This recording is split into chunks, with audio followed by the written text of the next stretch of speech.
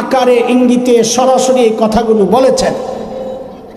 তোমার ঈমান আমল তাকওয়া ঠিক আছে কিনা এটা বোঝার জন্য আমি একটা নমুনা দিলাম, নমুনা মডেল।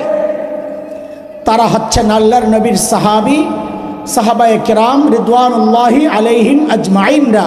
যে তুমি তোমার ঈমানকে সাহাবীর ঈমানের সাথে মিলাও।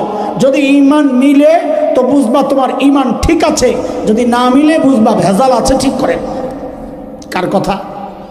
এই একটু কথা বলা লাগবে। কার কথা?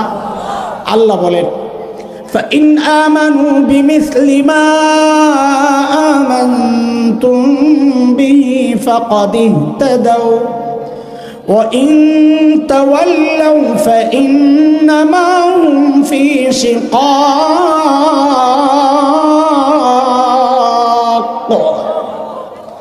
বলে তুমি তোমার তাকওয়াকে সাহাবীর তাকওয়ার সাথে মিলাও। কেন সাহাবীর তাকওয়ার সাথে মিলাবো? এটা একটু বুঝেন না, কেন মিলাবো? ভাই একটু বলেন তো, উলামারা আছেন অনেক, যিনি পড়ান বোর্ডের পরীক্ষায় পরীক্ষা কি ওই উস্তাদ নেন না অন্যরা নেন? বলেন, অন্যরা নেন। আল্লাহ যেন এমনটা বলেছেন।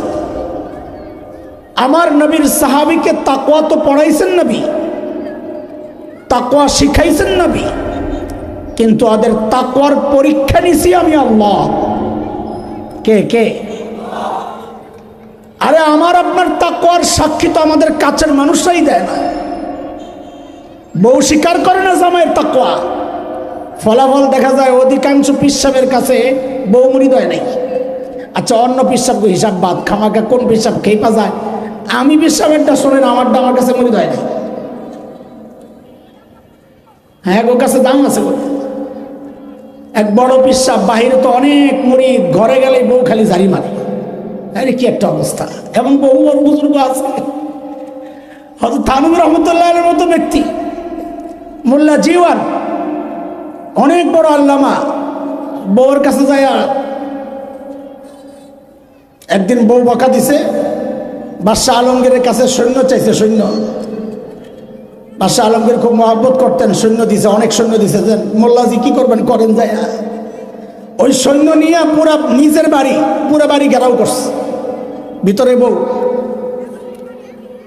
সারা বাড়ি ঘেরাও করে ভিতরে যায় বউরের সামনে কয় কি, হাম ভি দেখলেন গে, তুমি যে আমারে বকো আমিও দেখলাম। এই কথাটা বলার জন্য সৈন্য আইনা পুরা বাড়ি ঘেরাও করছে। হ্যাঁ আবার কিছু হয় কিনা ওই ডরে।